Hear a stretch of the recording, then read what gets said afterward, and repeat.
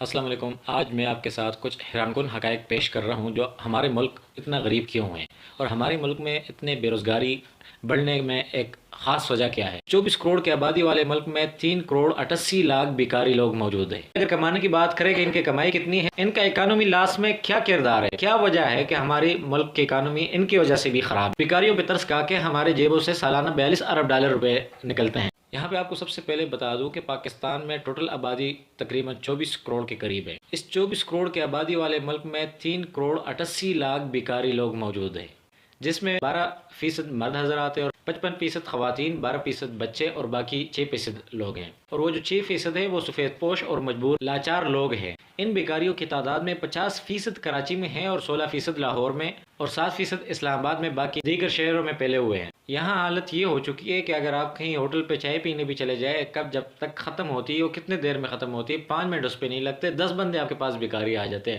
خاص کر اگر کراچی کا حساب لے لے جہاں پہ 50% بیکاری لوگ ہیں، وہاں پہ اگر آپ چائے کے لیے بیٹھ جائے اور چائے پینے کے لیے بھی آپ کو نہیں چھوڑیں گے، اتنا آپ کو تنگ کرتے ہیں۔ آتے پھر آپ کو تب تک جان نہیں چھوڑ جب تک آپ ان کو کوئی پیسے نہ دے۔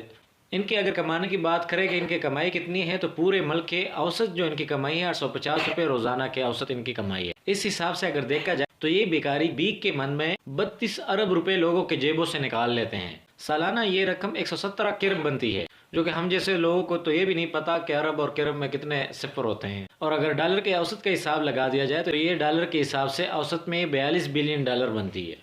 اب اگر ہم دوسری طرف آئے کہ یہ جو بیکاری لوگ ہیں، ان کا اکانومی لاس میں کیا کردار ہے، کیا وجہ ہے کہ ہماری ملک کی اکانومی ان کی وجہ سے بھی خراب ہے۔ اب اگر ان بیکاریوں کو 3 کروڑ 80 لاکھ بندوں کو دیکھا جائے کہ یہ ڈیلی 2000 کے پروڈکٹس بھی بنائیں، تو اس اعتبار سے یہ روزانہ کے 76 ارب روپے کی پروڈکٹس بنا سکتے ہیں، یعنی 27 کروڑ ڈالر کی گھریلو صنعتی پروڈکٹس بنا سکتے ہیں۔ اور سالانہ کے اگر ورکنگ ڈیز کے حساب سے دیکھ لیں تو یہ 78 ارب روپے کی پروڈکٹس بنا سکتے ہیں۔ اگر ہم ان کی 50% ایفیشنسی ریٹ بھی لے لیں تب بھی سالانہ 39 ارب ڈالر کی ایکسپورٹ بڑھ سکتی ہے۔ بغیر کسی منافع بخش کام کے بیکاریوں پہ ترس کھا کے ہمارے جیبوں سے سالانہ 42 ارب ڈالر روپے نکلتے ہیں، جو کہ اس خیرات کا نتیجہ تو ہمیں 21% مہنگائی میں نکلتا ہے کہ سالانہ 21% مہنگائی ہوتی ہے۔ اور جو غریب سفید پوش لوگ ہیں، جو بھیک وغیرہ نہیں مانگتے، محنت کش لوگ ہیں، وہ دن بدن قرضوں میں، مہنگائیوں میں ڈوب رہے ہیں۔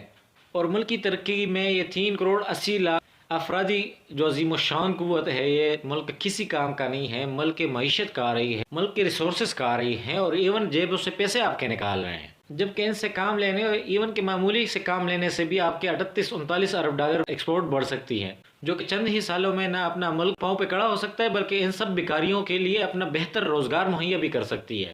یہ اگر آپ مثال دیکھ لیں، بنگلہ دیش نے جس دن بھی یہ سب بیکاریوں کو پکڑ کے ان کو گارمنٹس میں ڈال دیا، عورتوں کو گارمنٹس میں، ان کو سلائی مشینیں پکڑا دی کہ سلائی کے کام سکھائے ان کو، اور مردوں کو مشینوں پہ کھڑا کر کے ان کو آپریٹر بنا دیا ہے۔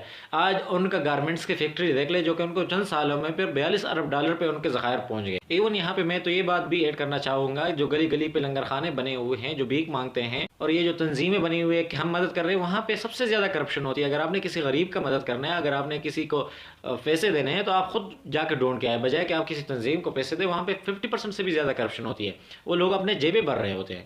یہاں پر تو یہ بھی حالت بنی ہوئی ہے کہ لوگ مساجد اور مدارس کے نام پہ جھوٹے چندے اکٹھے کر رہے ہوتے ہیں، حالانکہ ہم لوگ تو مسلمان ہونے کے ناطے مدرسے کا اور مسجد کا نام سن کے اللہ کے نام وجہ سے ہم ڈر جاتے ہیں، ہم ان کو پیسے دیتے ہیں، چندہ دیتے ہیں، ہم تھوڑا سا اس میں حصہ نیکی کے لیے ڈالنا چاہتے ہیں، اور وہ لوگ دراصل آپ کو دھوکہ دے رہے ہوتے ہیں۔ وہ تو اپنے لیے خود کما رہے ہوتے ہیں، اپنے لیے انہوں نے ایک روزگار کا طریقہ بنایا ہوا ہے۔ خاص کر اگر آپ رمضان کے مہینے میں دیکھ لیں، کسی بھی نماز کے بعد دیکھ لیں، تو کوئی نہ کوئی بندہ کھڑا ہوگا اور کسی مدرسے کے لیے، کسی تنظیم کے لیے یا کسی مسجد کے نام پہ آپ سے چندہ اکٹھا کر کے خود وہ پورا سال پہ ریش عشرت پھر مزے کرتا ہے۔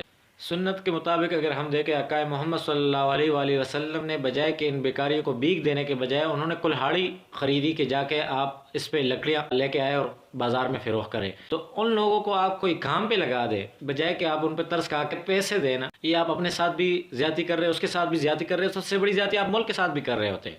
اگر آپ چند سالوں میں ہی مضبوط معاشی استحکام اور اپنے بچوں کے لیے پرسکون زندگی چاہتے ہیں، تو آج سے ہی تمام بیکاریوں کو بیک دینا بند کر دیں اور ان کو کسی راستے پہ لگانا شروع کر دے۔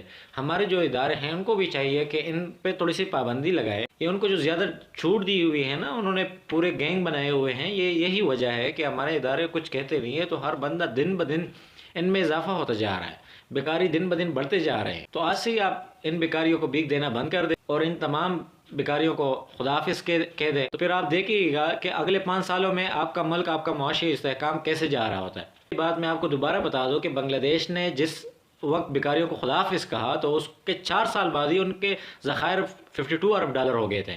کیا ہم اچھے کام اور مستند کام کی تقلید نہیں کر سکتے؟ تو آج سے ہی فیصلہ کر لیں کہ ان بیکاریوں کو بلا وجہ بھیک نہیں دینا جو فضول میں بھیک مانگتے ہیں۔ اگر آپ کو یہ ویڈیو پسند آئی ہو تو لائک کرے اور شیئر کرے، اور اگر آپ کو کوئی بیکاری دوست ہو تو اس کو بھی ٹیچ کرے اور اس کو بھی کسی نیک صحیح راہ پہ لگائے کہ وہ بھی صحیح ہو جائے اور ملک اور معاشی استحکام میں تھوڑا حصہ ڈالے۔ شاید مجھے اس بات پہ کچھ لوگ لان تان کرے، کچھ لوگ برا سمجھے، لیکن میرا مطلب صرف ملک کے معاشی استحکام کی طرف ہے۔